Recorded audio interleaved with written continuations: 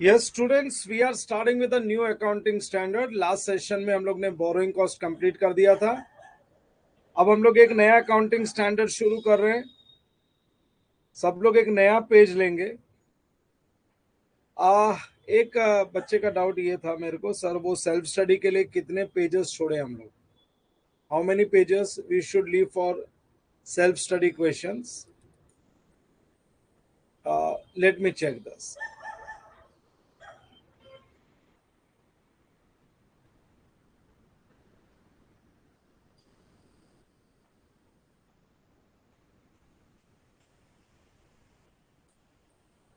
जो borrowing cost का self study का क्वेश्चंस है ना, क्लास टेक्स्ट बुक के जो सेल्फ स्टडी क्वेश्चंस है,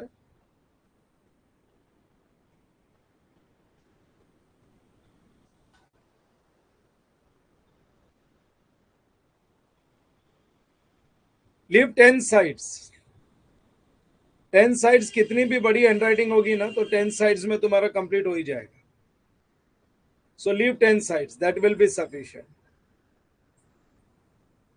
दैट विल बी सफिशिएंट. और उसके बाद में एक नया पेज ले लो सब लोग.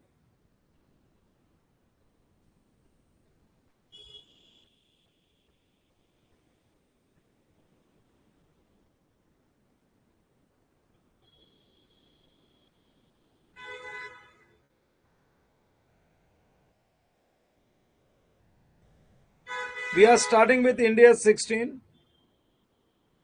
property, plant and equipment. India 16, property, plant and equipment.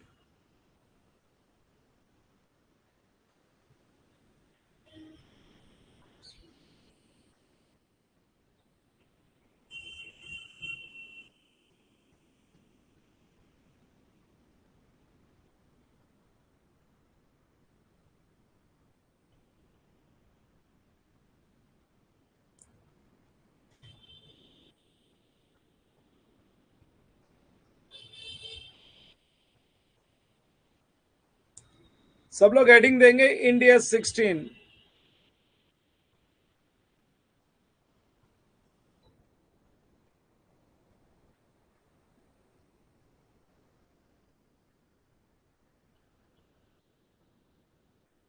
India 16,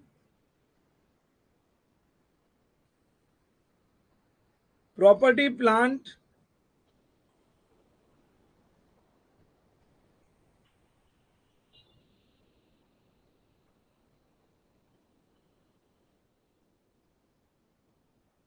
India 16, property, plant and equipment.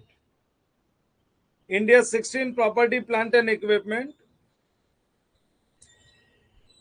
Regarding this standard, अरे this is the basic standard और ये standard same है, same.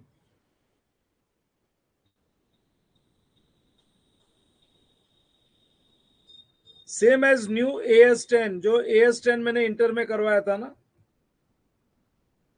सेम टू सेम वही है.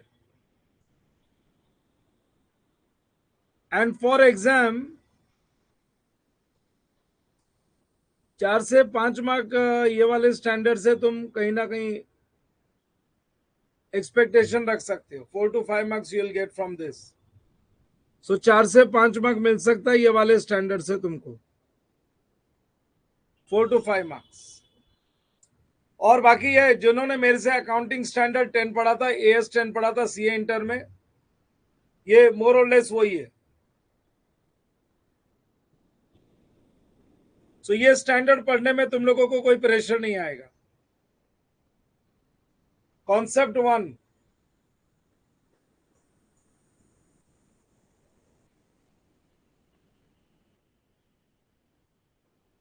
Meaning of property, plant and equipment. Concept 1, meaning of property, plant and equipment. Yes, meaning of property, plant and equipment, concept 1. See property, plant and equipment ये एक एकदम basic accounting standard है. ये एक basic accounting standard है. खाली heading लिख लो और सुन लो. अपने पास है ना, एसेट्स दो टाइप के होते हैं. Now nobody will write. Assets अपने पास दो टाइप के होते हैं. एक होता है टेंजेबल एसेट और एक होता है intangible asset. Tangible asset and intangible asset. When I से टेंजेबल एसेट का मतलब होता है विद फिजिकल सब्सटेंस, और intangible assets without physical substance.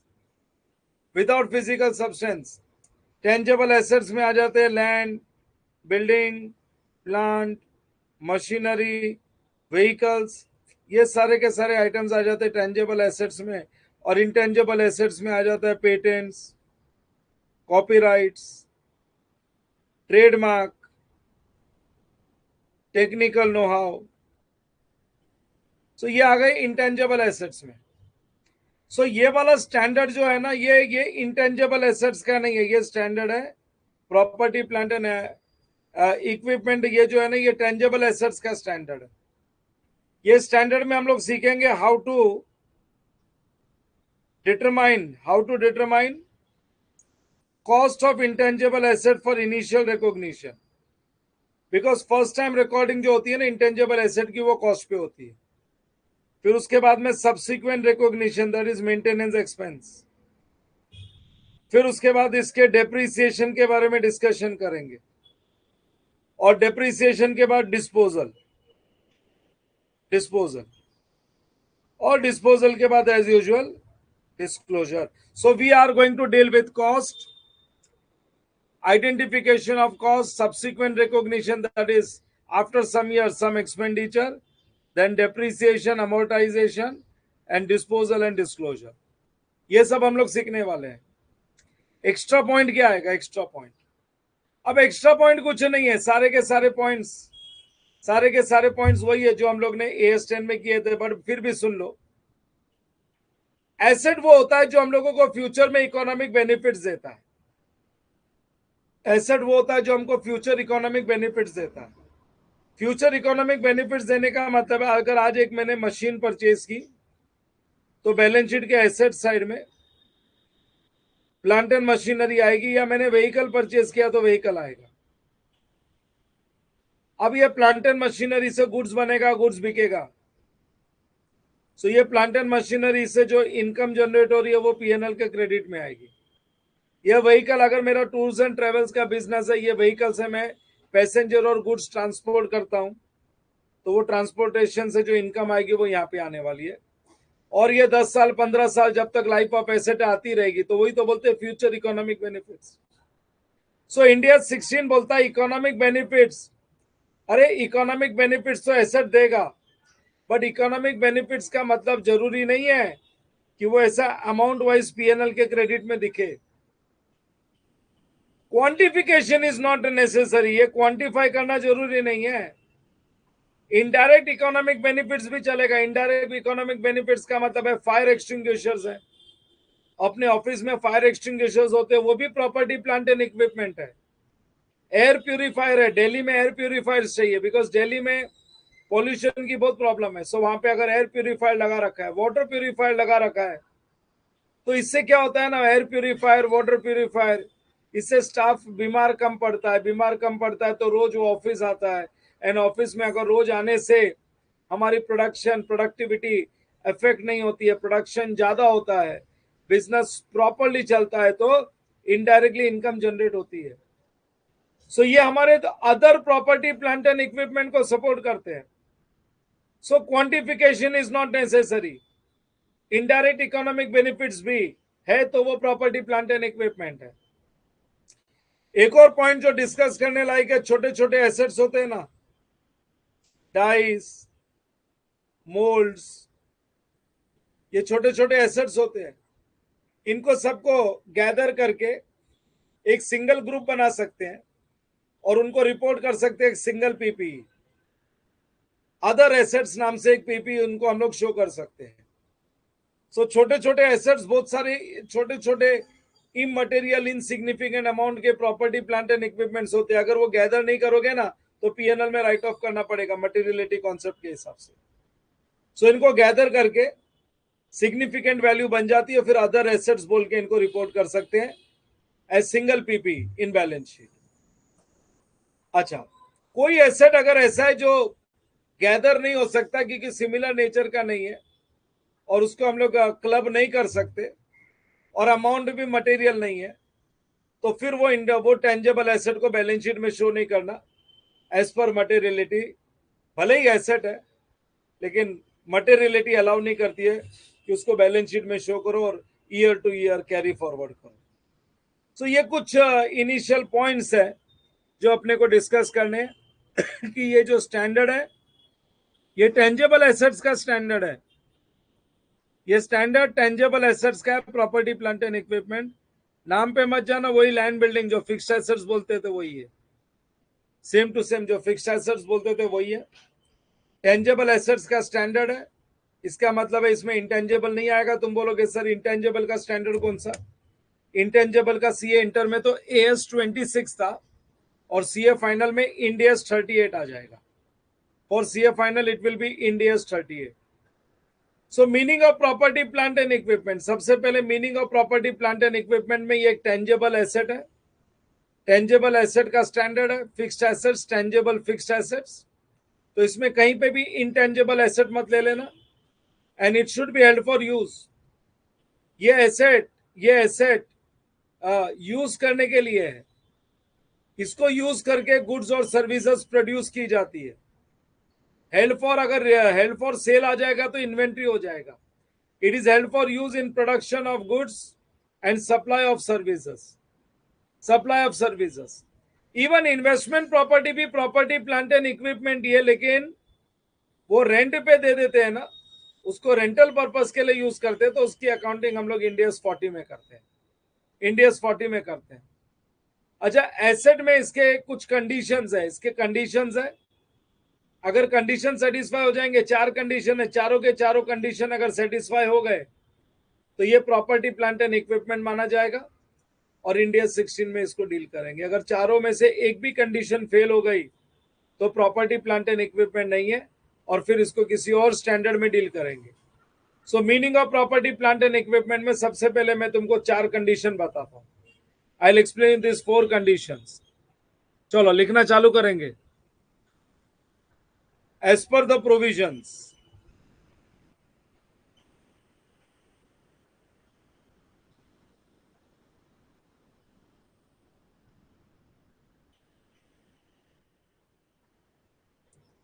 as per the provisions of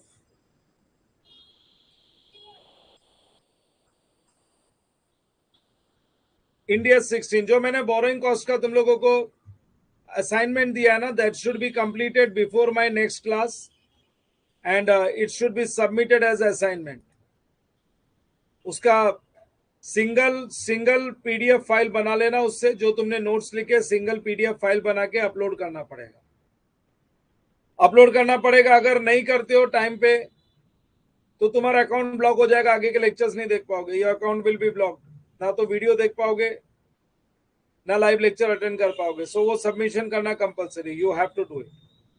I have given you sufficient time. Full आज का दिन है, कल का दिन पूरा है, मेरे नेक्स्ट क्लास के पहले पहले तुमको सबमिट करना है। So as per the provisions of India 16, as per the provisions of India 16, the following 4 conditions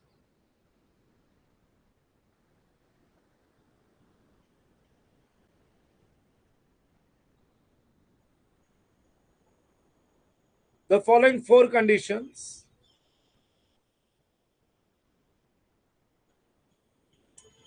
the following 4 conditions should be satisfied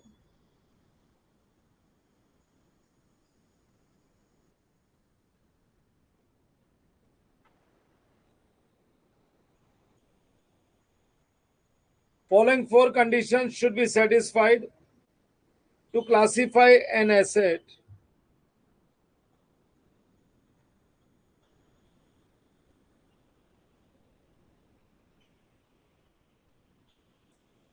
to classify an asset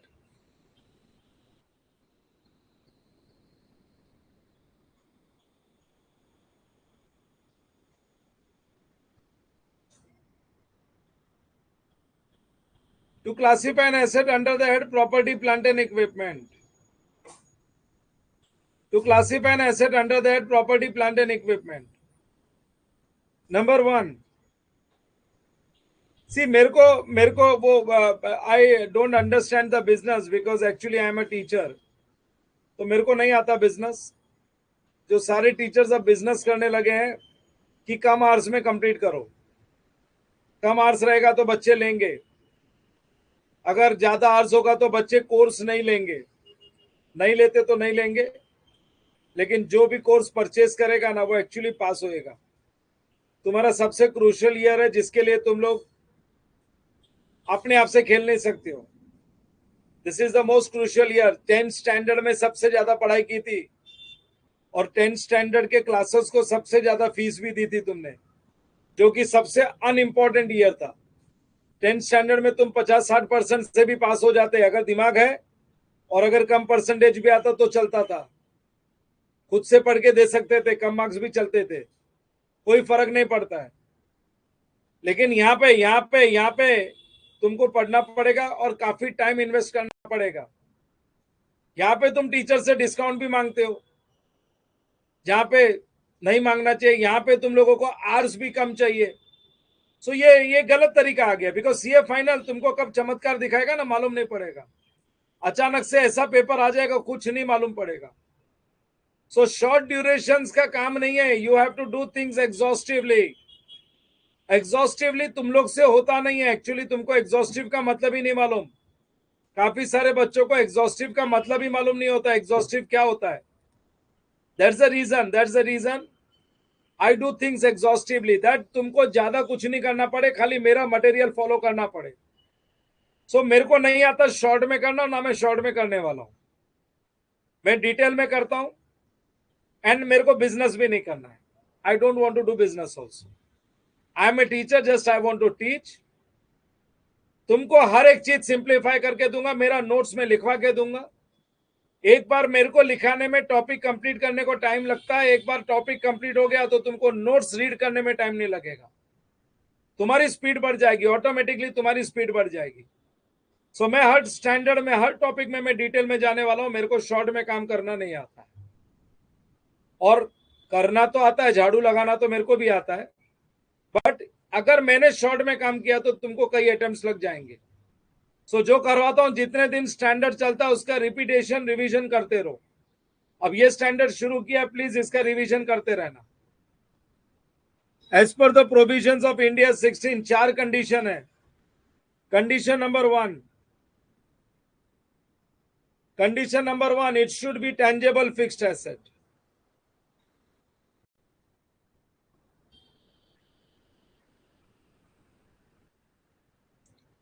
It should be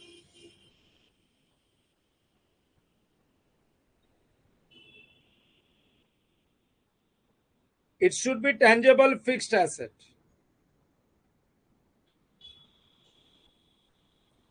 It should be tangible fixed asset. इसका मतलब है this standard covers all tangible fixed assets. Tangible fixed assets नीचे लिखोगे, it means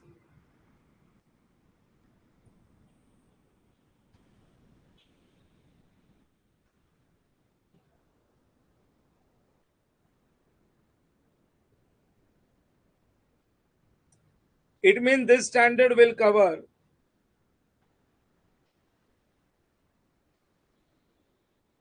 this standard will cover all tangible fixed assets.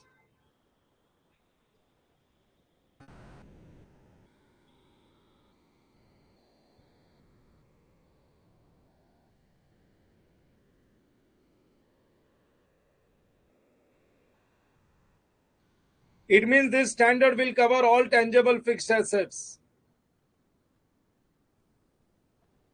Example, land, building,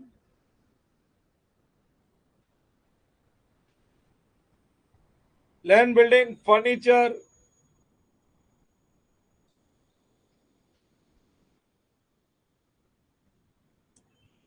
vehicles,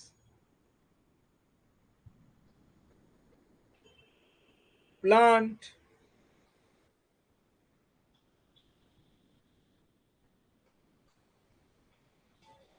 machinery, और भी कोई भी tangible assets, computers, जो भी आइटम्स है टेंजेबल फिक्स्ड एसेट्स। सो सारे के सारे टेंजेबल फिक्स्ड एसेट्स इसमें कवर होंगे। अरे टेंजेबल फिक्स्ड एसेट्स के लिए ये स्टैंडर्ड है। For tangible fixed assets,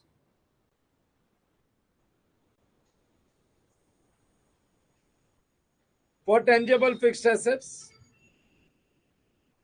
we have India 16, ये वाला स्टैंडर्ड। लेकिन for intangible fixed assets, intangible fixed assets के लिए हमारे पास है इंडिया 38। ये स्टैंडर्ड करने के बाद इंडिया 38 भी हमारे लिए बहुत सिंपल हो जाता है। और ये स्टैंडर्ड में एक्सचेंज ऑफ एसेट्स आएगा। जो प्रॉपर्टी प्लांट एंड इक्विपमेंट में डिटेल में किया था एक्सचेंज ऑफ एसेट्स, तो मैं फिर से नहीं कराऊंगा, मैं बोल दूंगा refer Indians 40 with commercial substance, without commercial substance, ये सब आने वाला है। तो ये पहली condition, this is the first condition. Condition number 2, it should be held for use.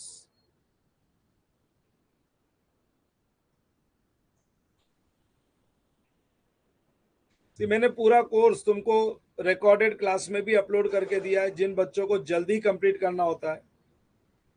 मैं लाइव क्लास तो मेरे हिसाब से चलाता रहता हूँ, करता रहता हूँ, डिटेल में एवरीथिंग इज कवर्ड, किसी बच्चे को कोई तकलीफ नहीं आती है। बट अगर किसी को जल्दी सिलेबस खत्म करना होता है तो वो रिकॉर्डेड क्लासेस सारी अपलोडेड है। रिकॉर्डेड क्लासेस में फाइनल सीए का फुल कोर्स अपलोडेड है, तो वहां से टॉपिक्स तुम कर सकते हो तुम्हारे टाइम पे।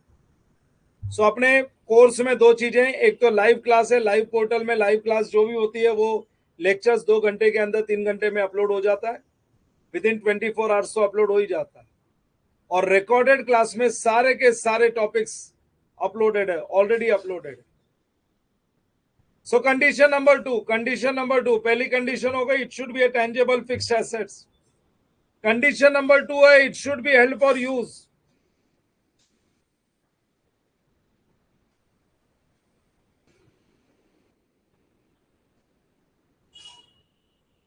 It should be held for use. It should be held for use in. It should be held for use in factory,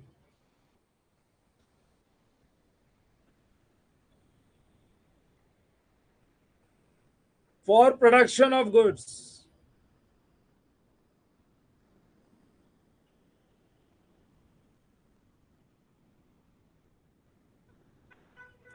in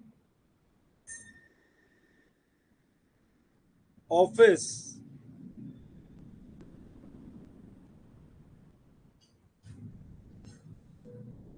for supply of administrative services,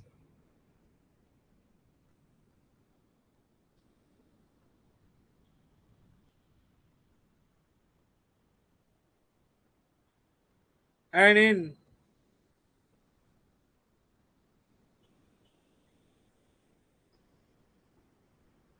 selling and distribution department,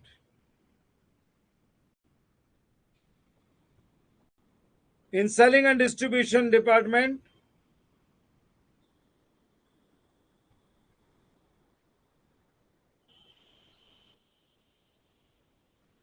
for supply of sales, for supply of sales and distribution services,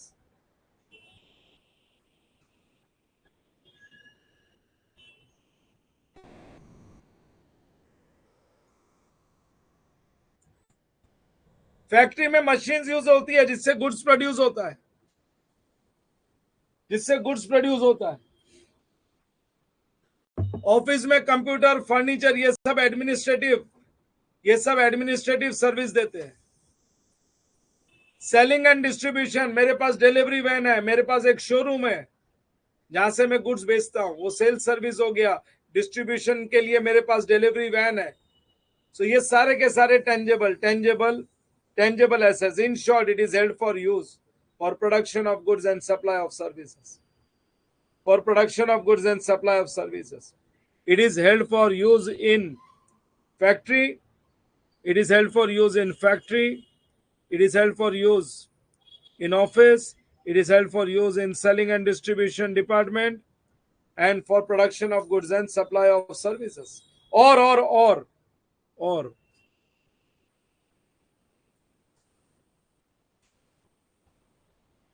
It should be held for earning rentals.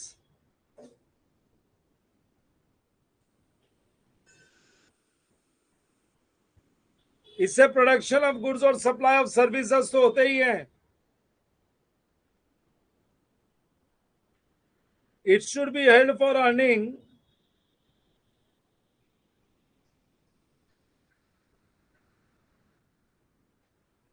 It should be held for earning rentals. अगर मैं rentals की बात करूं तो मेरे दिमाग में दो स्टैंडर्ड आ जाते हैं. अगर मैं रेंटल्स की बात करूं तो मेरे माइंड में दो स्टैंडर्ड आ जाते हैं. One is Ind AS 40.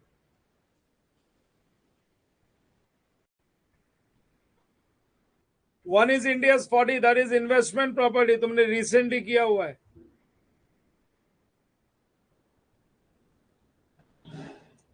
Investment property. और दूसरा है Ind AS 116. Ind AS 116 lease. तुम इन्वेस्टमेंट प्रॉपर्टी वाले स्टैंडर्ड में लैंड एंड बिल्डिंग को भाड़े पे देते हो, और जो अदर एसेट्स है other than land and building, उसको जब भाड़े पे देते हैं तो Ind AS 16 उससे डील करता है. जो अकाउंटिंग फॉर रेंटल्स है ना, इनमें जो रेंटल की अकाउंटिंग है वो तो Ind AS 116 डील करेगा. इन्वेस्टमेंट प्रॉपर्टी दो, मशीनरी दो, इन्वेस्टमेंट प्रॉपर्टी पे Ind AS 40 अप्लाई हो जाएगा. भाड़े पे दिए तो मशीन्स, इक्विपमेंट, फर्नीचर और कोई भी एसेट भाड़े पे दिया तो Ind AS 116 अप्लाई हो जाएगा. सो जो रेंटल की अकाउंटिंग है ना, accounting for rentals will be done by the respective standard, but accounting for assets will be done as per Ind AS 16. Asset का इनिशियल रिकॉग्निशन करना पड़ेगा. है तो प्रॉपर्टी प्लांट एंड इक्विपमेंट ही ना. भाड़े पे तो लैंड बिल्डिंग ही दी है, भाड़े पे तो मशीन ही दी है. तो accounting of rentals will be done bye Ind AS 40 and Ind AS 116. लेकिन जो अकाउंटिंग फॉर एसेट्स है वो Ind AS 16 करेगा. Accounting for rentals,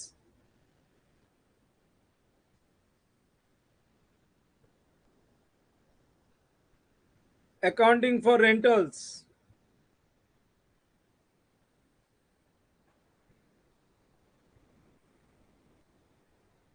accounting for rentals will be done by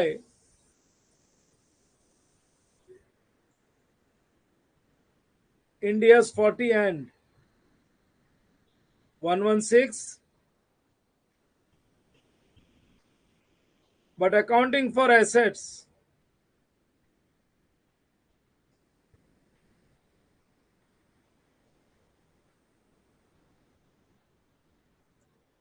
but accounting for assets will be done by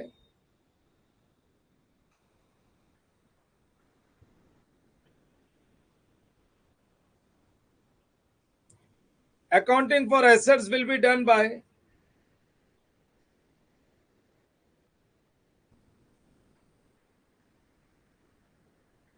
Ind AS 16. Accounting for assets will be done by Ind AS 16. सो देख लो, ये दो rent कमाने वाले standard, इनका भी जो initial recognition होगा ना, जो इनिशियल रिकॉग्निशन होगा वो Ind AS 16 में होगा एज पर कॉस्ट मॉडल.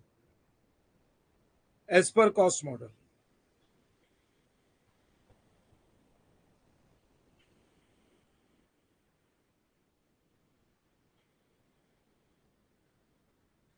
ये लो.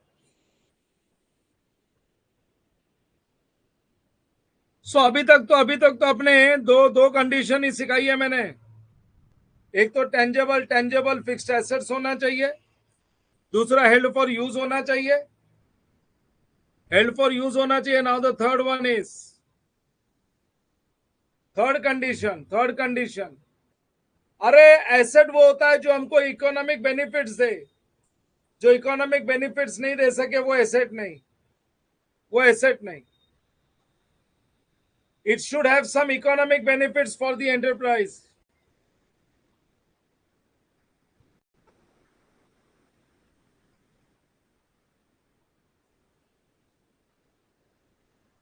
It should have some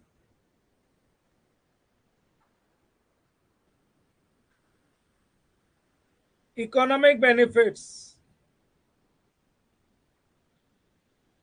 It should have some economic benefits for the enterprise.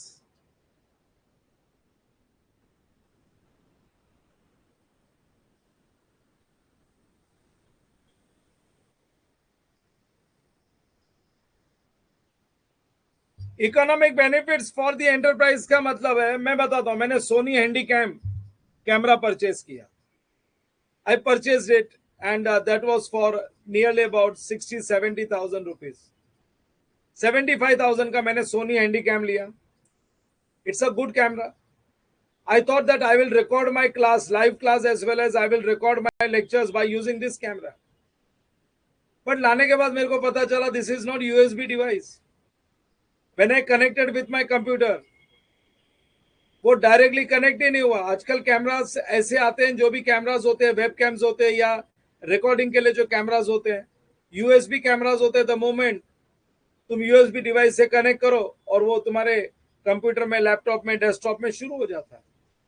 But Soni Handycam requires another graphic card and which is costly, which cost around 25,000 rupees. मतलब 70,000 के camera 25,000 और invest करो तब जाके वो camera webcam के तरह use हो, लाइव लेक्चर्स उसमें रिकॉर्ड कर सके. तो अब मैंने उसको यूज करने का इरादा ही बंद कर दिया. मेरे को तो लेक्चर्स रिकॉर्ड करके लाइव क्लास लेनी थी और रिकॉर्डेड लेक्चर सेल करने थे. तो ये कैमरा इक्विपमेंट जब मैं खरीद के लाया था तो मेरे लिए प्रॉपर्टी प्लांट एंड इक्विपमेंट 70,000 मैंने स्पेंड किया था. I invested in this camera, so it was camera equipment account debit to bank. लेकिन अब ये मेरे कुछ काम का नहीं है. इससे मैं कोई पैसा नहीं कमा सकता हूँ. घर में कोई फंक्शन हो, उसकी रिकॉर्डिंग, उसके लिए जो रिकॉर्ड करना है वो कर सकते हैं. ये अब सिर्फ उसी के लिए यूज हो सकता है, बिजनेस के लिए तो यूज हो नहीं सकता है. तो अगर इकोनॉमिक बेनिफिट ही नहीं है तो मेरी पहली entry camera equipment to bank और दूसरी entry PNL to camera equipment.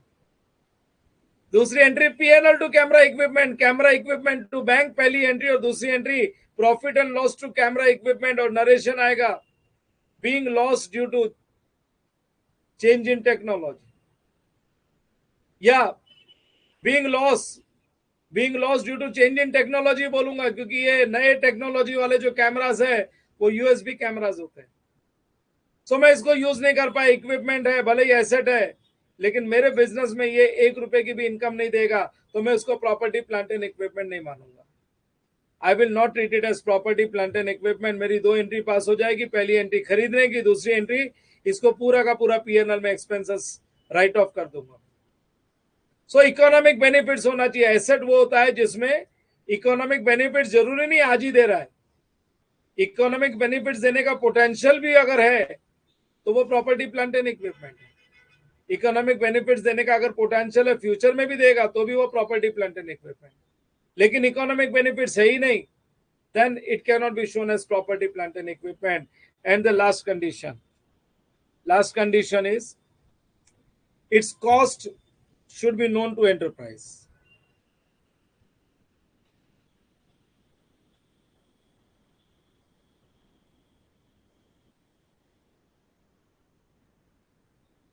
Its cost should be known to enterprise. इसका मतलब है इसका कॉस्ट मेजरेबल होना चाहिए. अगर कॉस्ट ही मेजर नहीं कर सकते हो तो property plant and equipment to bank entry में अमाउंट क्या लिखोगे? सो अमाउंट लिखने के लिए कॉस्ट मेजरेबल होना चाहिए. Cost must be measurable. So ये 4 कंडीशन है. सर कॉस्ट मेजरेबल तो होगा ही ना, ऐसा कोई जरूरी नहीं है. कॉस्ट मेजरेबल हो भी सकता है, नहीं भी हो सकता है. कभी कभी कॉस्ट मेजरेबल नहीं होता है तो हम लोग बैलेंस शीट में फिक्स एसेट शो नहीं करते. भले वो एसेट है हमारे पास, वो एसेट के सारे फीचर्स है उसमें, सारे के सारे फीचर्स का मतलब है वो टेंजेबल भी है, वो हम यूज भी कर रहे हैं for production of goods and supply of services के लिए या अर्निंग रेंटल्स के लिए। उसमें इकोनॉमिक बेनिफिट्स भी है, लेकिन हम लोग इनिशियल कॉस्ट आइडेंटिफाई नहीं कर पा रहे, इनिशियल कॉस्ट रिकॉग्नाइज नहीं कर पा रहे, तो वो एसेट हमारे पास होते हुए भी हम उसको रिकॉग्नाइज नहीं कर सकते बैलेंस शीट में। ऐसा क्या एग्जाम्पल है, मैंने तुम लोगों को इंटर में भी एक बार एग्जाम्पल दिया था, इंटर में भी एक बार एग्जाम्पल दिया था, तुमको याद आ जाएगा। अगर मेरे पास कोई एक ऐसा एसेट है जो मेरे को सारे इकोनॉमिक बेनिफिट्स दे रहा है, बट अगर कॉस्ट मेजरेबल नहीं है, if it's cost is not measurable, क्यों मेरे को फ्री मिला हुआ है, मेरे पास फ्री गिफ्ट है, मेरे पास फ्री गिफ्ट है, it's cost is not measurable, मेरे लिए फ्री गिफ्ट है। क्या फ्री गिफ्ट है? मैंने एक जमीन खरीदी थी, मैंने एक जमीन खरीदी और वो जमीन में मेरे को तो कंस्ट्रक्शन करना था, लेकिन जैसे ही जमीन को हम लोग ने खोदना शुरू किया, जमीन से पानी आना चालू हुआ। अभी पानी आना चालू हुआ तो उस दिन हमने काम रोक दिया। अच्छा, वो पर्टिकुलर एरिया में ना जहां हम रहते हैं ना, वहां पे पानी की बहुत प्रॉब्लम है। लोग टैंकर से पानी मंगाते हैं, टैंकर से पानी मंगाते हैं direct, they don't get water and they पे फॉर वाटर। तो जैसे हमने हमारी जमीन में थोड़ी सी खुदाई चालू की, उसमें पानी आना चालू हो गया। पानी आते ही मेरे को आइडिया आया, एक काम करते हैं, कोई कंस्ट्रक्शन नहीं करते, ये जो जगह है यहाँ पे हम लोग पार्किंग लॉट बना देंगे और हम तो पानी बेचने का काम करेंगे, क्योंकि अब हमारे पास पानी अगर आ रहा है और ये मीठा पानी है, this is drinking water, so this well I have, ये मेरे पास पानी का कुआं है। अब ये जो पार्किंग लॉट बना है ना, बड़े बड़े टेम्पो आएंगे, वो जो टैंकर्स आते हैं ना, उनके लिए जगह चाहिए, टैंकर्स आएंगे, टैंकर्स को फिल करेंगे and we will sell this water. In fact this well is an asset for me, this well is an asset for me, ये टेंजेबल है, दिखता है, टच कर सकता हूं, और ये इकोनॉमिक बेनिफिट्स दे रहा है, इससे प्रोडक्शन ऑफ वाटर हो रहा है, वो मेरे लिए गुड्स है, मैं तो वही बेच रहा हूं। सो तीनों के तीनों कंडीशन सेटिस्फाई हो गई, लेकिन ये वेल मैंने नहीं खरीदा, मैंने तो जमीन खरीदी थी, ये तो नेचुरल गिफ्ट है। So I can not, I even though this is an asset, इससे इनकम जनरेट हो रही है, और इसको मेरे को कंस्ट्रक्ट करने को भी टाइम नहीं लगा। वो लेबर्स को बुलाया था ना, लेबर्स ने थोड़ा सा जमीन को खोदने का काम किया था, पानी आना चालू हो गया। सो मेरा कोई हैवी कॉस्ट भी इनकर्ड नहीं है, मेरा 1000-2000 रुपए से ज्यादा खर्चा नहीं लगा ये वेल को बनाने के लिए, फिर मैंने बाउंड्री बना दी और कुछ नहीं। सो ये मेरे लिए इनकम सोर्स हो गया, इसमें ये एसेट है, लेकिन मैंने परचेज नहीं किया, तो आई can not show this in my books of accounts. लेकिन अगर ये जमीन और कुआं मैं तुम लोगों को बेच देता हूं, अगर तुम लोग को बेच देता हूं, जमीन भी बेचूंगा और ये वेल भी बेचूंगा, तो तुम दोनों का पेमेंट करोगे, तो तुम तुम्हारे बुक्स में दोनों एसेट लिख सकते हो, because you paid for it, you have incurred cost. मैं वैल्यूएशन करके वेल की अमाउंट निकाल लूंगा, वैल्यूएशन से अमाउंट तो मालूम है, बट मैं मेरे बुक्स में रिकॉर्ड नहीं कर सकता हूँ, because I didn't paid money for it. So initial recognition के लिए कॉस्ट इज रिक्वायर्ड, कॉस्ट का मतलब है some payment is required. When something is free gift, free of cost, then cost can not be measured. और अगर condition fourth fail हो गई, भले ही पहली 3 कंडीशन सेटिस्फाइड है, लेकिन मैं बुक्स में एंट्री पास करके रिकॉर्ड नहीं कर पाऊंगा। चारों के चारों कंडीशन सेटिस्फाई होने चाहिए, all this 4 condition should be satisfied. Property plant and equipment के लिए क्या 4 कंडीशन है? Number 1, this standard covers all tangible fixed assets, intangible assets नहीं होना चाहिए, हेल्ड फॉर रीसेल नहीं होना चाहिए, तो वो इन्वेंट्री बन जाएगा, हेल्ड फॉर यूज होना चाहिए, for production of goods, supply of services, और फॉर अर्निंग रेंटल्स, और for earning rentals, and it should give us economic benefits, future probable benefits, and cost measurable होना चाहिए, कॉस्ट मेजरेबल होना चाहिए। और मैंने तुमको मैंने 3 पॉइंट्स और बताए थे साथ में, और 3 पॉइंट समझाए थे। अगर कोई सेफ्टी और एनवायरमेंटल इक्विपमेंट है, like fire extinguishers, air purifier, water purifier, तो वो इनडायरेक्ट इकोनॉमिक बेनिफिट्स देते हैं। तो quantification of income on PNL credit is not necessary, indirect economic benefits also makes an asset as property plant and equipment. और छोटे छोटे multiple assets है, aggregate करके उनको एक सिंगल ग्रुप बना सकते हैं, सिग्निफिकेंट वैल्यू बना के उसको एक सिंगल एसेट पीपी बना सकते हैं। लेकिन अगर वो एग्रीगेशन पॉसिबल नहीं है और मटेरियल वैल्यू नहीं है, तो फिर पीएनएल में एक्सपेंसेस करके दिखा देंगे। We can show it as expense in PNL. So ये 3 पॉइंट्स और डिस्कस किए थे, ये 3 पॉइंट्स भी लिख लेते हैं। लिखो इसके नीचे points to remember. Points to remember तो क्या, मैंने इंट्रोडक्शन में जो समझाया था ना, वो सब लिखा के हो जाएगा। Points to remember,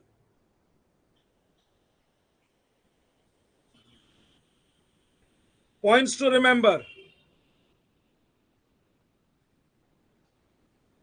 If any enterprise installs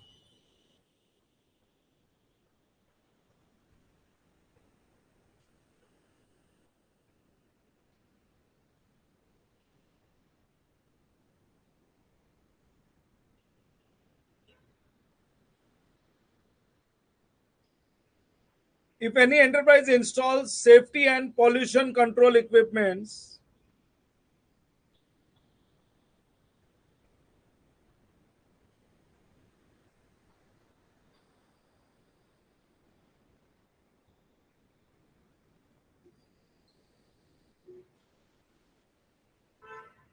safety and pollution control equipments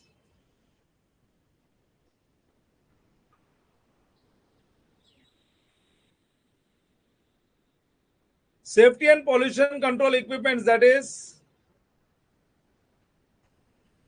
fire extinguisher,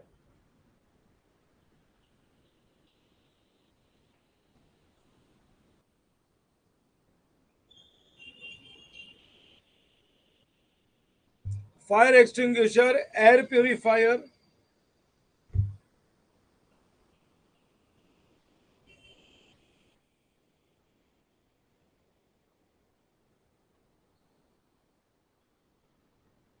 fire extinguishers, air purifier, water purifier,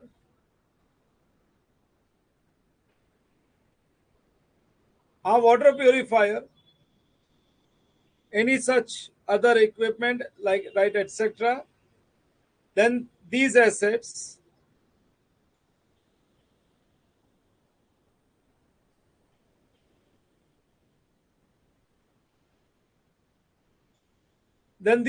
should also be considered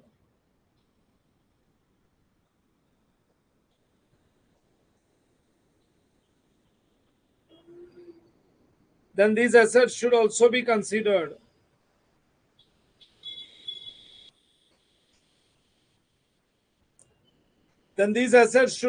considered as PPE,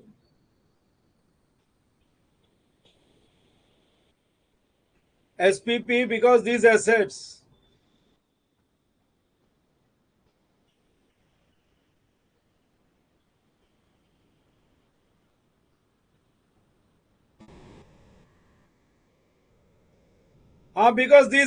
help other PPE.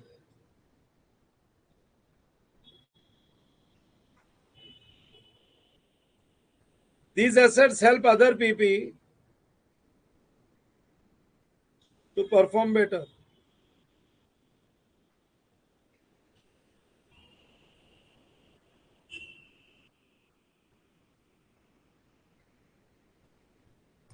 These assets help other property, plant and equipment to perform better. Second point, we can aggregate multiple assets.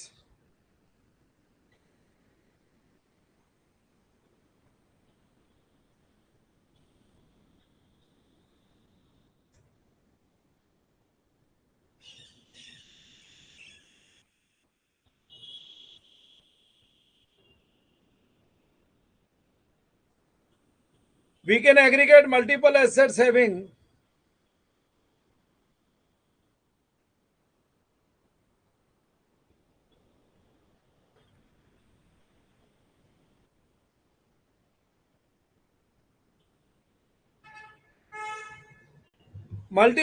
having insignificant value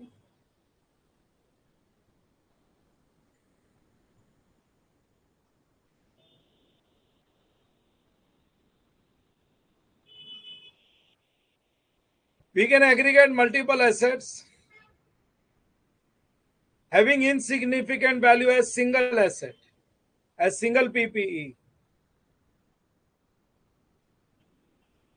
for simple reporting.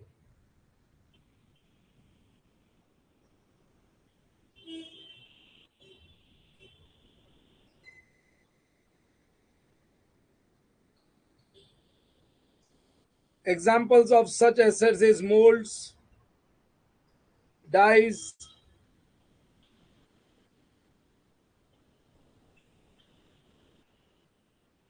and कोई asset, if an asset is not having material value,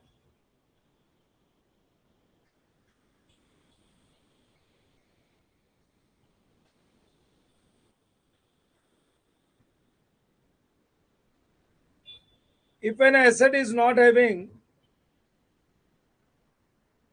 material value,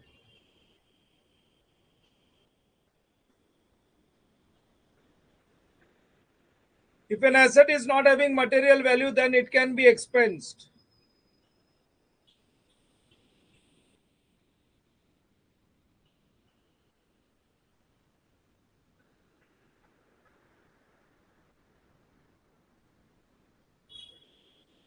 Then it can be expensed in the same year.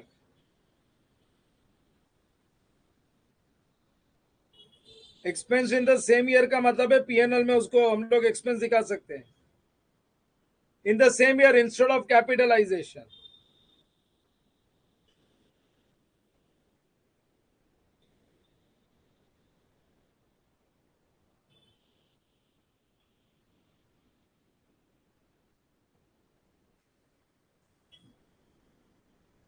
Instead of capitalisation.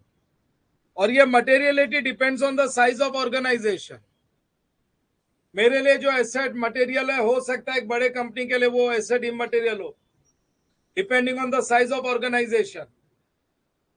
सो बड़ी organisations के लिए कोई छोटे मोटे assets immaterial हो सकते हैं, वो पीएनएल में एक्सपेंस आउट कर सकते हैं, बट मेरे लिए वो छोटे मोटे एसेट्स के लिए एसेट्स की भी वैल्यू मटेरियल होगी. So depends on the size of organisation. Peons के आजू बाजू में आने जाने के लिए साइकिल परचेज किए मैंने. मेरे लिए साइकिल भी मटेरियल है. प्यून्स के बार बार बस का ऑटो रिक्शा का पैसा मांगते हैं, कई बार वो पैदल भी जाके आते हैं और अपने से पैसा लेते हैं, इसलिए हमने 2 साइकिल ले ली. साइकिल 15-15 हजार की साइकिल आती है, 30 हजार रुपये मेरे लिए मटेरियल है, मैं उसको एसेट दिखाऊंगा. लेकिन सेम कोई कॉर्पोरेट कंपनी लिमिटेड कंपनी अगर साइकिल परचेज करती है तो बोलते खर्चे में देखो पीएनआर में लिख तो 30 हजार रुपया कौन से बड़ी अमाउंट. सो उनके लिए इमटेरियल है. So depending on the size of organisation, if you feel this is immaterial, transfer to PN. लेकिन अगर तुम्हारे लिए मटेरियल है तो उसको कैपिटलाइज करो और लॉन्ग टर्म पॉलिसी बनाएंगे उसके लिए. ये लो, पहला हो गया concept number 1. First is done, meaning of property plant and equipment. एक भी कंडीशन फेल हो गई तो वो प्रॉपर्टी प्लांट एंड इक्विपमेंट में हम लोग उसको शो नहीं करेंगे. एक 15 मिनट्स का ब्रेक ले लो इधर. Take a break of 15 minutes and after that we will continue with this accounting standard.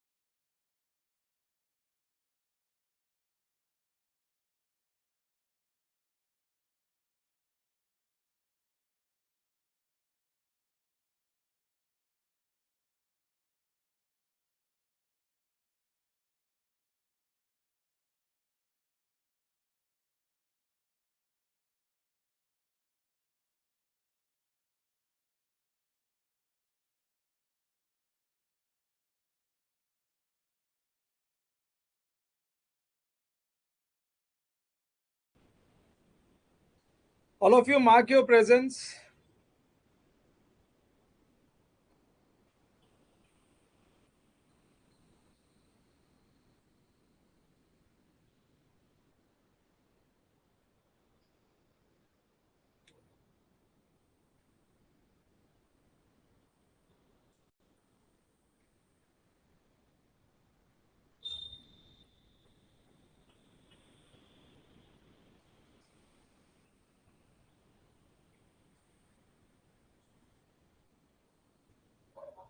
Yes, all of you mark your presence.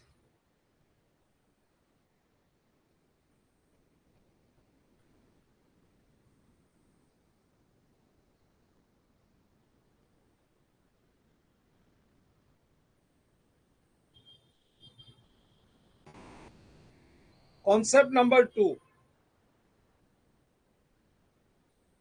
Concept number 2.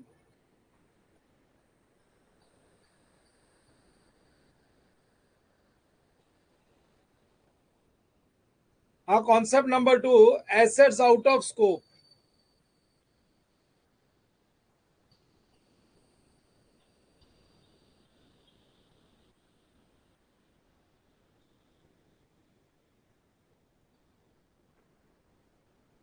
Assets out of scope of India 16.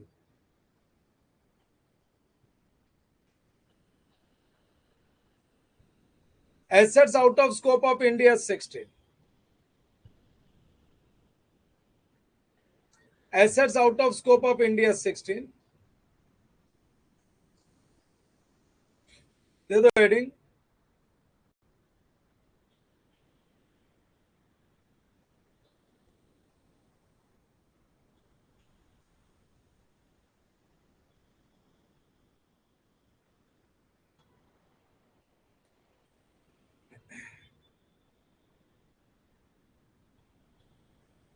एक में रुकना खाली.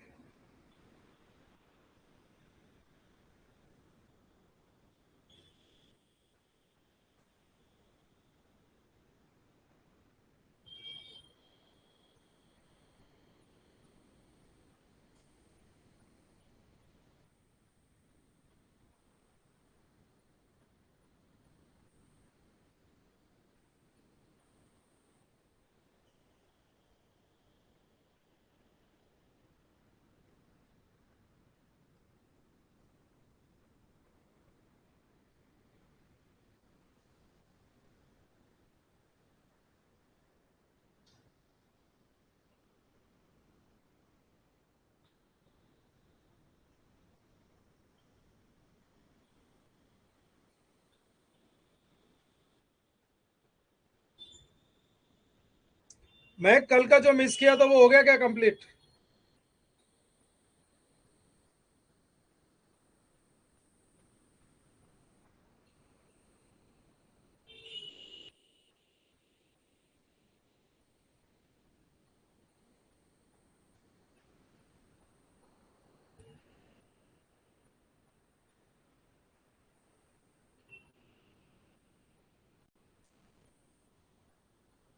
ना assets out of scope of India 16. Out of scope का मतलब होता है India 16 is not applicable.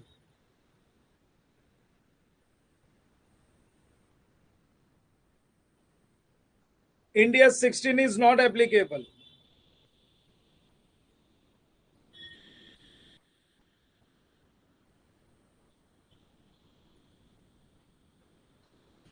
लिखते जाओ India 16 is not applicable. See, India 16 is not applicable to three types of assets. India 16 is not applicable to three types of assets.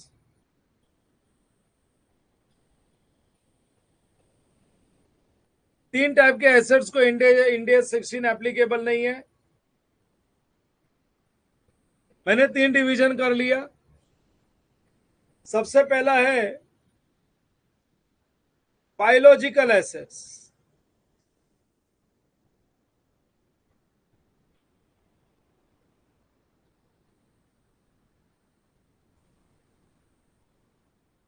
Biological assets India 16 is not applicable to biological assets. तो biological assets पे कौन सा accounting standard applicable है? Biological assets पे applicable है Ind AS 41। India's 41 is applicable to biological assets. What do you mean by biological assets? अरे biological assets का मतलब वो asset जिसका physical transformation होता है। Those assets जिसका physical transformation होता है। Physical transformation का मतलब होता है living animals. Living animals. गाय का बछड़ा लेके आए, 1 साल के अंदर फुल्ली ग्रोन काउ, 1 साल के अंदर फुल्ली ग्रोन काउ। ऐसा थोड़ी आया प्रिंटर लेके आए, 1 साल में बढ़ के जेरोक्स मशीन बन गया, या छोटा सा ऑटो रिक्शा लेके आया था, बड़ा बड़ा होके ट्रक बन गया वो। सो फिजिकल ट्रांसफॉर्मेशन किसका होता है? लिविंग एनिमल्स का होता है। एंड प्लांट्स एंड ट्रीज, इनको बोला जाता है बायोलॉजिकल एसेट्स। इनको बोला जाता है बायोलॉजिकल एसेट्स। ये बायोलॉजिकल एसेट्स होते हैं। ये बायोलॉजिकल एसेट्स का फिजिकल ट्रांसफॉर्मेशन होता है। जो एसेट्स का फिजिकल ट्रांसफॉर्मेशन होता है उनको बोलते हैं बायोलॉजिकल एसेट्स। और बायोलॉजिकल एसेट्स पे Ind AS 41 is applicable. The reason I am telling you, property plant and equipment में स्टैंडर्ड में ना, जो भी एसेट की हम लोग बात कर रहे हैं प्रॉपर्टी प्लांट एंड इक्विपमेंट में, जो भी एसेट्स की बात कर रहे हैं, इनका इनिशियल रिकॉग्निशन कॉस्ट पे होना चाहिए। इनका इनिशियल रिकॉग्निशन होना चाहिए कॉस्ट पे। लेकिन बायोलॉजिकल एसेट्स जो होते हैं ना, बायोलॉजिकल एसेट्स का इनिशियल रिकॉग्निशन कॉस्ट पे नहीं होता है। बायोलॉजिकल एसेट्स का initial recognition is made on fair value. Initial recognition इनका फेयर वैल्यू पे होता है। सो दैट्स द रीजन ये वाले एसेट्स हम लोग प्रॉपर्टी प्लांट एंड इक्विपमेंट वाले स्टैंडर्ड में नहीं रखते। So living animals, plant and trees, इनका इनिशियल रिकॉग्निशन कॉस्ट पे होता ही नहीं है, फेयर वैल्यू पे होता है। ये पूरा इंडिया 41 फेयर वैल्यू का स्टैंडर्ड है। सो ये इंडिया 16 के बाहर है। India 41 is applicable. फिर और एक एसेट आता है वेस्टिंग एसेट्स। वेस्टिंग एसेट्स का मतलब है वो एसेट जो continuous goods and services produce नहीं कर सकता है। मेरे पास एक क्रूड ऑयल का वेल है, मेरे पास क्रूड ऑयल का वेल है, तो उससे कंटिन्यूस क्रूड ऑयल नहीं मिलता रहेगा। पानी का कुआं नहीं है कि हजारों लाखों साल तक उसमें से पानी आते जाएगा। एक बार जो क्रूड ऑयल का रिजर्व है वो खत्म हो गया तो फिर वहां पे कुछ नहीं बचने वाला है। सो वेस्टिंग एसेट्स का मतलब होता है वो एसेट्स जो नॉन रीजनरेटिव रिसोर्सेस प्रोड्यूस करते हैं। नॉन रीजनरेटिव रिसोर्सेस प्रोड्यूस करते हैं। जैसे एग्जांपल देता हूं, example is mineral oils. Mineral oils,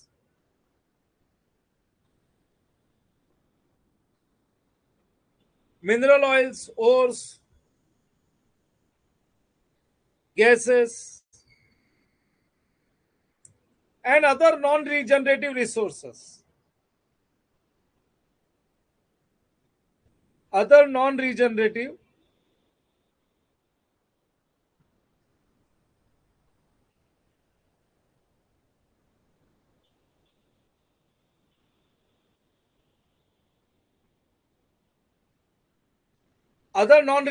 resources.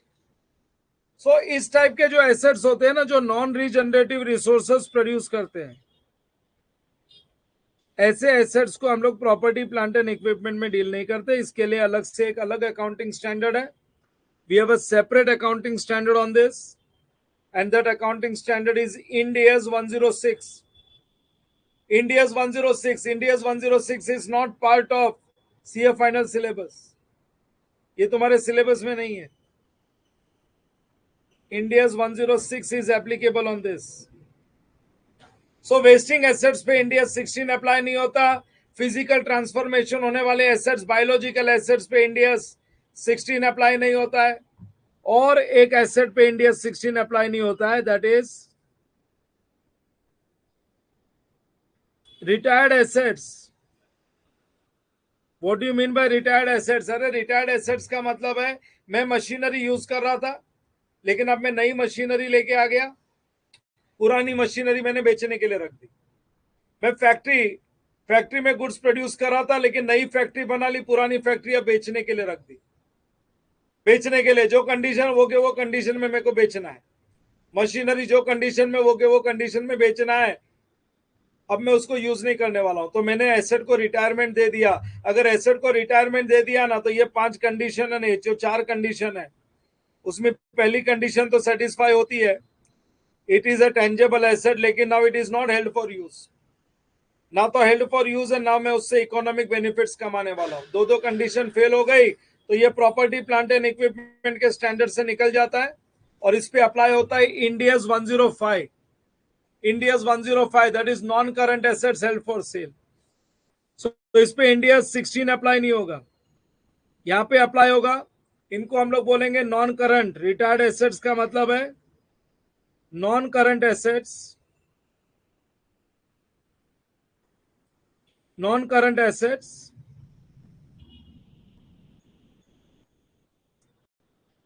Held for cell.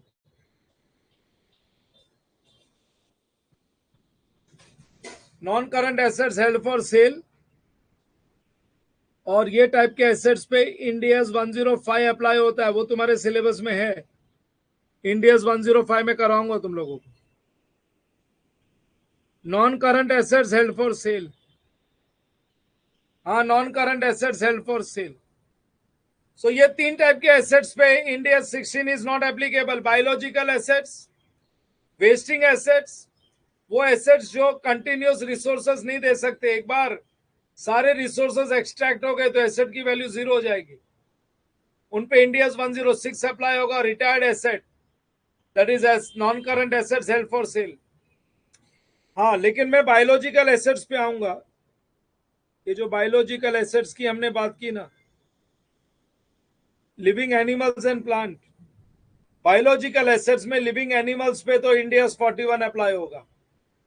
Plant and trees पे भी इंडियस 41 अप्लाई होगा, लेकिन प्लांट एंड ट्रीज में फर्दर 2 डिवीजन है। प्लांट एंड ट्रीज में फर्दर 2 डिवीजन है। What are the further 2 division? एक वो प्लांट एंड ट्री जो हम लोग ग्रो करते हैं खाली उसके लकड़े के लिए, plant and tree grown for its lumbar, for its would, for its lumbar, for its would. अगर प्लांट एंड ट्री मैंने ग्रो किया है, जैसे ही मेरा इंटेंशन वही है, जैसे ही पेड़ बड़ा होगा काटूंगा लकड़ा बेच दूंगा, तो उस पे इंडियस इंडियस 41 अप्लाई होगा। So plant and trees grown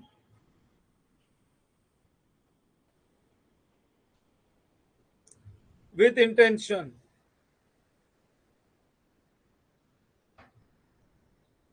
grown with intention to harvest,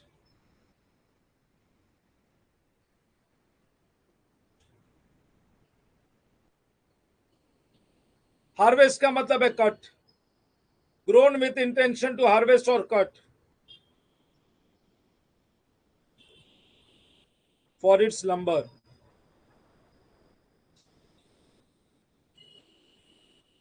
तो यहां पे इंडियस 41 अप्लाई होगा।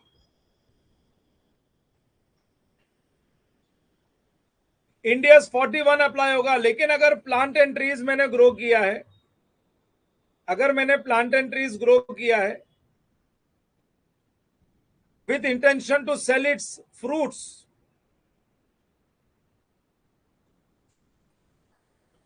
not its wood, grown with intention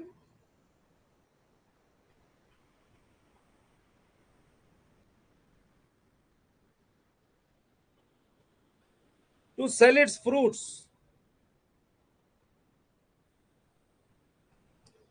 grown with intention to sell its fruits,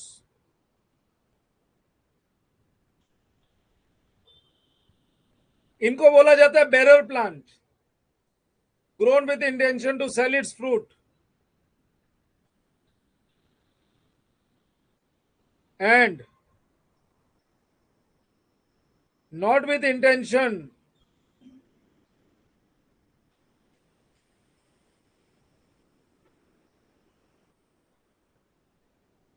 cut and sell its wood.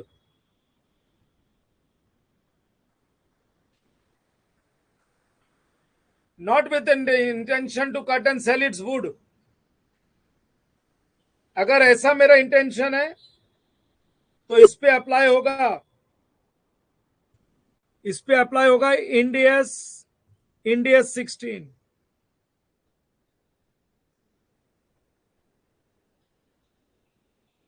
India 16 applicable. और इस type के plant and trees को बोला जाता है bearer plants, fruit bearing plants, bearer plants. तो plant and trees में एक डिवीजन है, प्लांट एंड ट्रीज में एक डिवीजन ऐसा है, अगर मैं ग्रो कर रहा हूं teak wood, example teak wood, maple wood, pine wood, ये चंदन, लाल चंदन, ये सब मैं ग्रो कर रहा हूं सो दैट जैसे ग्रो हो उसका लकड़ा काट के बेच दूं, मेरा इंटेंशन वही है. लेकिन mango tree, Apple tree, almond tree, cherry tree, ये सब, कोकोनट ट्री, ये सब मैं ग्रो कर रहा हूं फॉर इट्स फ्रूट्स. और मशीन्स के तरह, जैसे मशीन गुड्स बनाते हैं और हम लोग हर साल बेचते जाते हैं, वैसे ही फ्रूट्स बनते जाएगा, फ्रूट्स बनते जाएगा और हम लोग हर साल वो फ्रूट्स बेचते जाएंगे, हर साल हम लोग फ्रूट्स बेचते जाएंगे. सो ये जो बेरर प्लांट्स है ना, ये मशीन्स के तरह है, प्लांट एंड मशीनरी के तरह ही है. Plant and machinery goods produce करते, ये फ्रूट्स प्रोड्यूस करते, गुड्स बेच के पैसा मिलता है, इनकम आती है, फ्रूट्स हर साल बेच के इनकम आती है. सो ये बेरर प्लांट्स को हम लोग इंडिया 16 में property plant and equipment recognise कर सकते हैं. We can recognise property plant and equipment, this bearer plants. So India 16 is not applicable on biological assets. India 16 is not applicable on biological assets.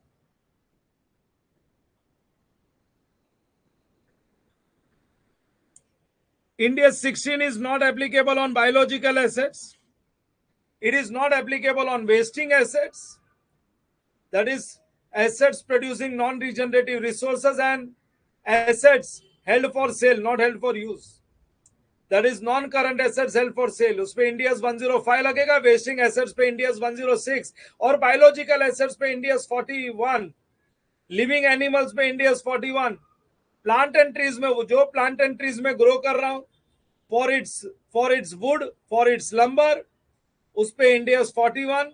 लेकिन अगर मैं वो plant and trees को cut करके बेचने वाला नहीं हूं, मैं फ्रूट्स बेचूंगा, तो वो हो जाएंगे बेरर प्लांट्स. और बेरर प्लांट्स पे इंडिया 16 भी अप्लाई होता है. याद रखो, बोरोइंग कॉस्ट वाले स्टैंडर्ड में बोरोइंग कॉस्ट भी ऐसे बेरर प्लांट्स पे एप्लीकेबल था. तुम बोलोगे सर कुछ साल के बाद मेरा मैंगो ट्री है ना फ्रूट्स देना बंद कर दिएगा. सपोज 50 साल 60 साल हो गए, अभी मेरा मैंगो ट्री में फ्रूट्स नहीं लग रहे हैं, तो मैं उसको कट करके नया मैंगो ट्री ग्रो करना चाहता हूँ, तो फिर अब ये प्रॉपर्टी प्लांट एंड इक्विपमेंट के स्टैंडर्ड से निकल जाएगा क्या? अब तो मैं इसको कट करके बेचना चाहता हूं तो इंडिया 41 में ट्रांसफर हो जाएगा क्या? सो यहाँ पे इंडिया 16 बोलता है no, it will still remain in India 16 only. अगर मेरा कोई प्लांट एंड ट्रीज जो फ्रूट्स दे रहा था, फ्रूट्स देना बंद कर रहा है और मैं उसको कट करके नया प्लांट एंड ट्री ग्रो करना चाहता हूं और वो कट करके लकड़ा बेचूंगा, तो फिर वो केस में सेल ऑफ स्क्रैप माना जाएगा. जैसे मशीन्स होती है, मशीन पुरानी होती है तो सेल ऑफ स्क्रैप होता है ना, वैसे ही सेल ऑफ स्क्रैप माना जाएगा. इसका स्टैंडर्ड का नंबर चेंज नहीं होगा. We will not change the number, standards number. One more thing sir, I have cherry trees. Cherry tree का तो वुड भी टॉयज बनाने के काम आता है, सॉफ्ट वुड होता है, और cherries are also very tasty. So मैं इसको कौन से स्टैंडर्ड में लू, फ्रूट प्रोड्यूसिंग या इंडिया 41? सी तुम्हारा इंटेंशन क्या है, वो डिपेंड करता है उस पर. तुम्हारा इंटेंशन अगर चेरी फ्रूट बेचना है, उसका वुड कट करके बेचना नहीं है, देन इंडिया 16. लेकिन तुम्हारा पर्पस चेरीज खाना नहीं है, इसका वुड सेल करना है, देन इंडिया 41. सो वो केस में तुम्हारा इंटेंशन क्या है वो अपने को देखना पड़ेगा. So I hope this is clear to all of you. Assets out of scope of India 16, assets out of scope of India 16. थोड़ा सा बेरर प्लांट्स पे मेरे को नोट्स लिखना है, एक लाइन छोड़ के लिखो, leave a line and right. Important notes. एक लाइन छोड़ के लिख दो, important notes on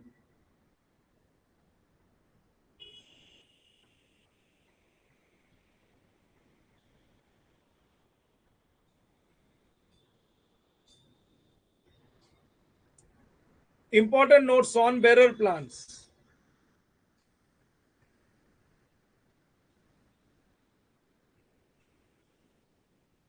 Important notes on bearer plants, that is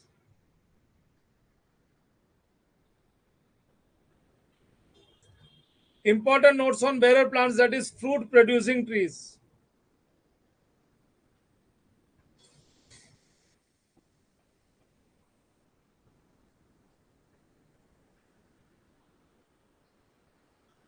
Important notes on bearer plants, that is fruit producing trees. Fruit producing trees. As per the provisions,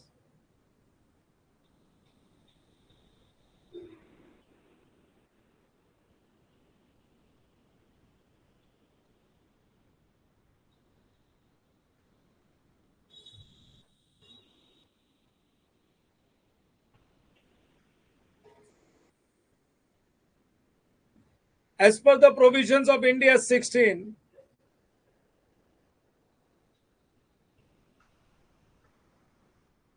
provisions of India 16, bearer plants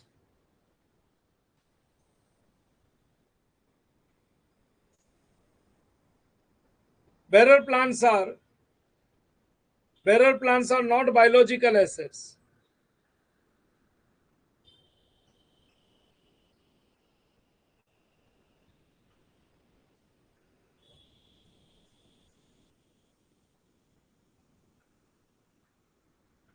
Bearer plants are not biological assets,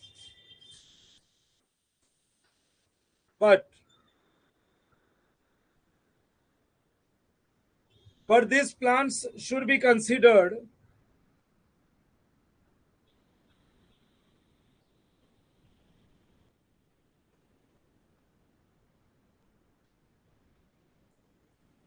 but these plants should be considered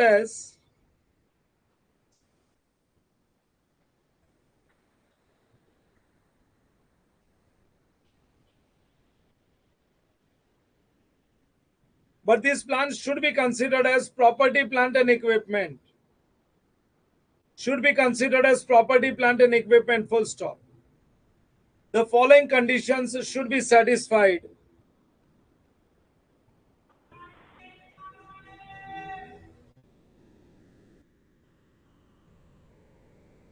The following conditions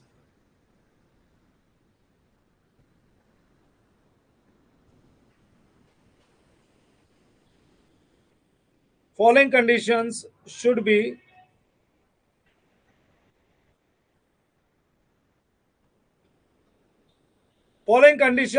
satisfied.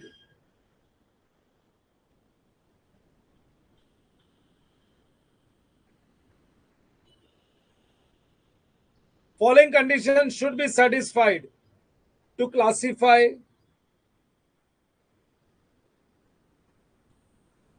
a plant under the heading of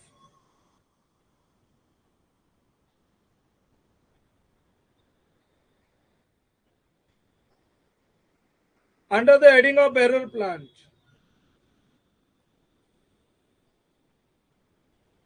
C India 16 bearer plants पे applicable है. Bearer plants को वो biological assets नहीं मानता है, उनको property, plant and equipment मानता है. और क्या कंडीशन सेटिस्फाई होनी चाहिए? नंबर वन, उसकी लाइफ 1 साल से ज्यादा होनी चाहिए. प्लांट की लाइफ 1 साल से ज्यादा होनी चाहिए. तो मैंगो ट्री, एप्पल ट्री, सबकी लाइफ अरे 50, 60, 70, 80, एक 100 साल भी होती है. तो मोर देन 1 ईयर तो होती है. और economic benefits more than 1 year होना चाहिए in the form of fruits. तो बराबर है, हर साल उस पर फ्रूट्स लगेंगे. एक बार फुल्ली ग्रोन ट्री हो गया, उसके बाद हर साल फ्रूट्स उस पर ग्रो होने ही वाले हैं. हर साल उस पर फ्रूट्स ग्रो करेंगे. So write down condition number 1, it should have useful life of more than 1 year.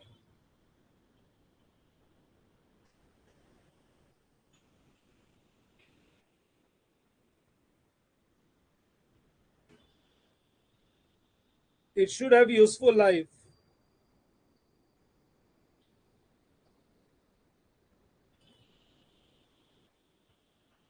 of more than 1 year.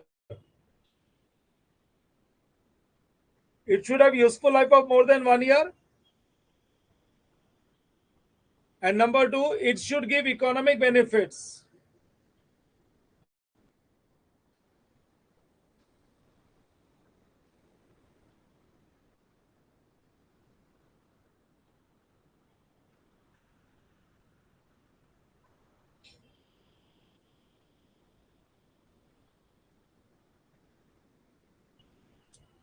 It should give economic benefits in the form of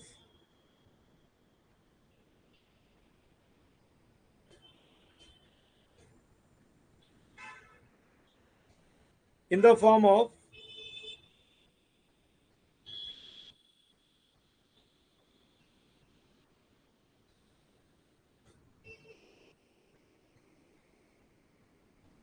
it should give economic benefits in the form of agricultural produce, that is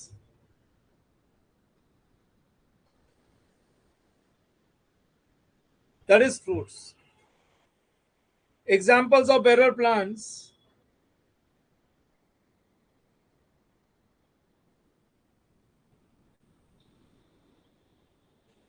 mango trees,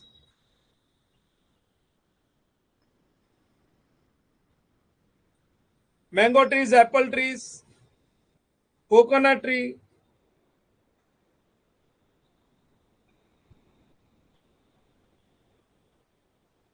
almond tree, बादाम का झाड़,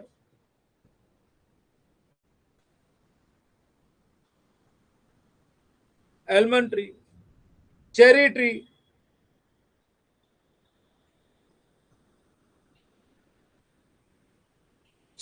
with intention to sell its fruits.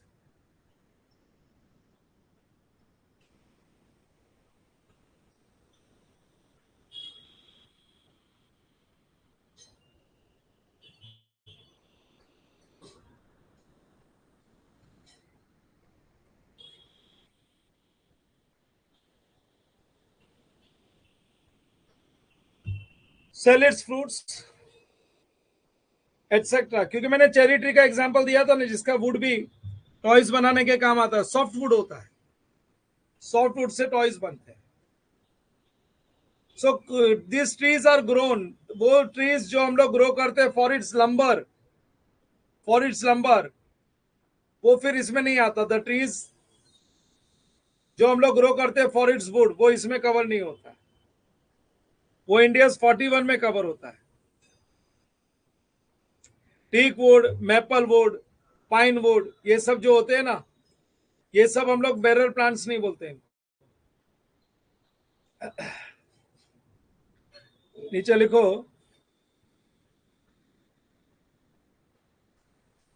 Important points notes में. पहला ये part A हो गया,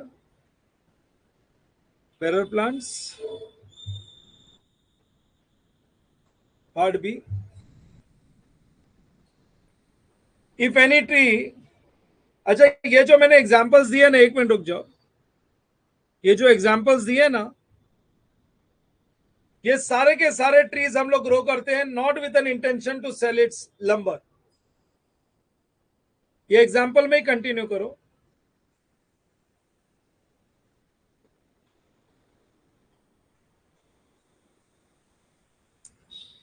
These trees are grown.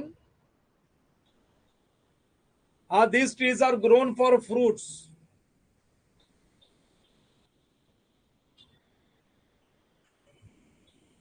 These trees are grown for fruits.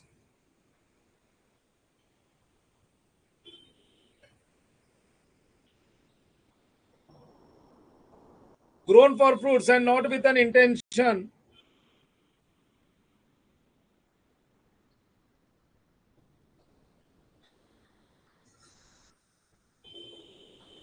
and not with intention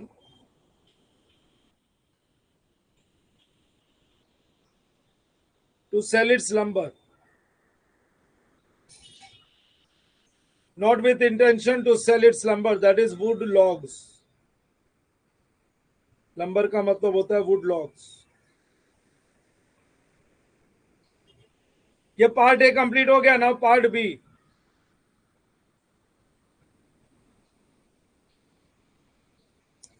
कोई भी प्लांट और ट्री अगर हम लोग ग्रो करते हैं फॉर गेटिंग इट्स वुड, या क्रॉप्स भी बोल लो, क्रॉप्स तो साल में 2 बार ग्रो करते हैं।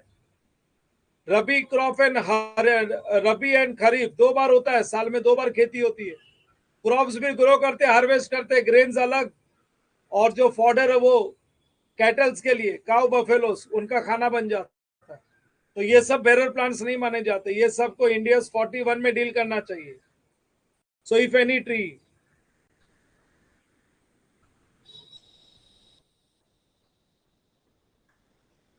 if any tree or plant,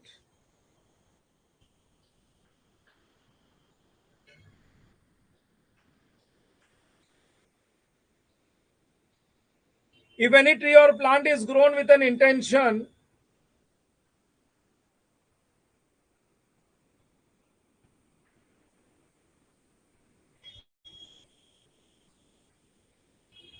if any tree or plant is grown with an intention of getting wood,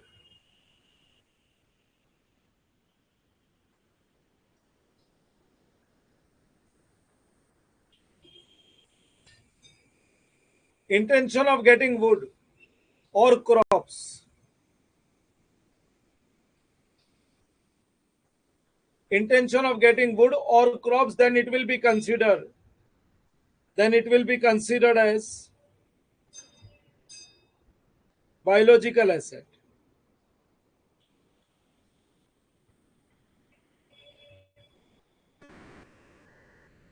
Then it will be considered as biological asset.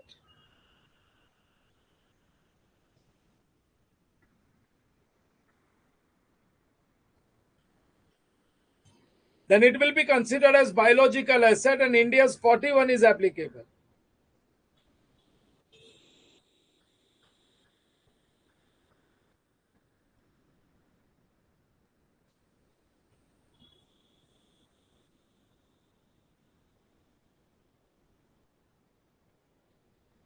And India's 41 is applicable.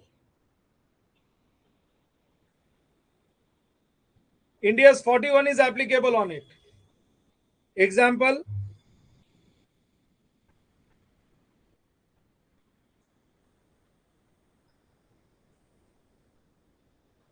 teak wood tree,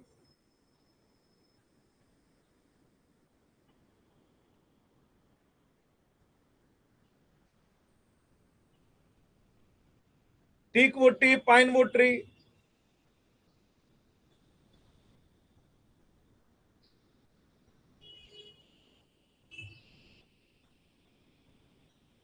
maple wood tree,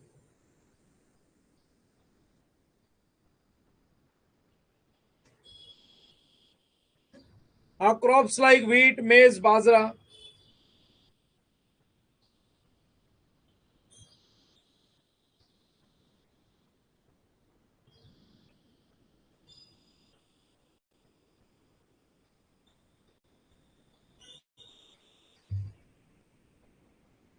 So ये complete, मैंने concept number 2 complete कर दिया. My concept number 2 was India 16 is not applicable on, India 16 is not applicable on, not applicable on what? Biological asset, wasting assets and retired assets. Concept number 2 is complete. So पहला, सबसे पहले हम लोग ने deal किया meaning of property plant and equipment concept 1 में, और concept 2 में India 16 is not applicable on, India 16 is not applicable on this 3 types of assets. Here we complete concept number 2. Now comes concept number 3. Concept number 3,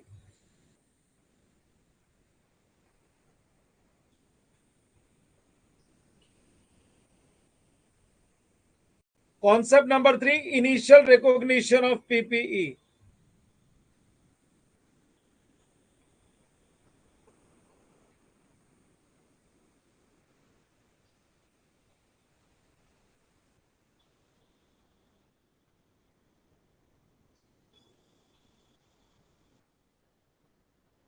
initial recognition of property plant and equipment, याद रखना initial recognition always, initial recognition always on cost, property plant and equipment initial recognition हमेशा cost पे initial recognition होता है। Initial recognition का मतलब होता है first time recording property plant and equipment in books of accounts, asset account debit to cash bank जो बोलते हैं ना, एसेट को बुक्स में डेबिट करते हैं, वो कॉस्ट पे होना चाहिए। और अभी यहाँ पे चार अलग अलग सिचुएशन से हम लोग डील करेंगे, चार अलग अलग सिचुएशन से डील करेंगे। लिखो,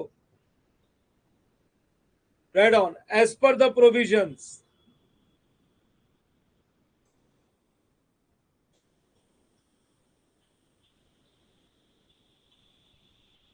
as per the provisions of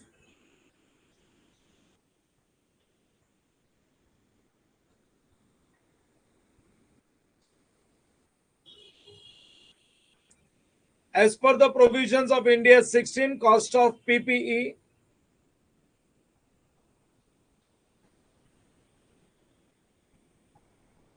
cost of property plant and equipment can be measured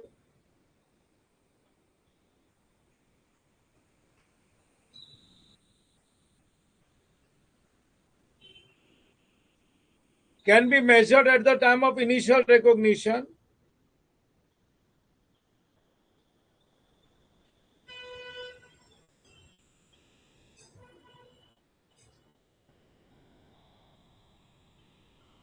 can be measured at the time of initial recognition, can be measured at the time of initial recognition in the following four cases.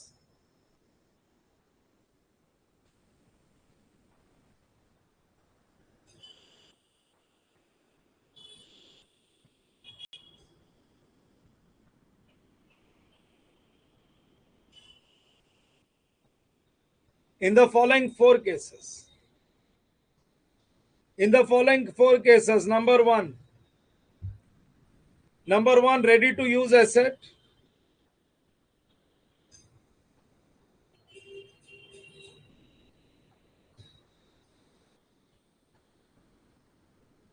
Ready to use asset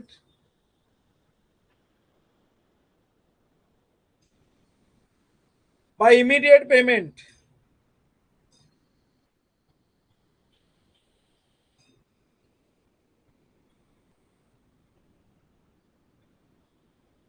ready to use asset by immediate payment, गए payment किया और asset लेके आए। Number ready to use asset by deferred payment, hire purchase, फिर से hire purchase topic आ जाएगा।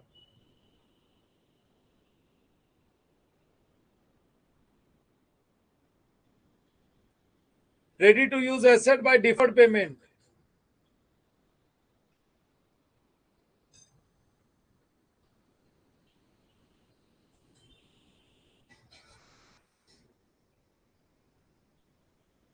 ready to use asset by deferred payment, that's nothing but hire purchase acquisition।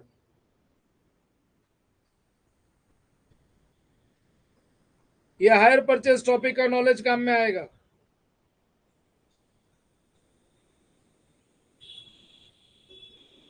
Hire purchase acquisition.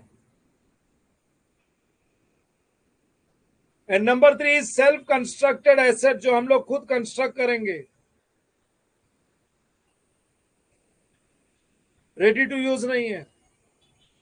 So self constructed asset में जो जो खर्चा लगा वो एक्यूमुलेट करते जाएंगे और लास्ट में कॉस्ट ऑफ एसेट मिलेगा। और नंबर फोर, इनिशियल रिकॉग्निशन के लिए नंबर फोर है एक्सचेंज ऑफ एसेट्स।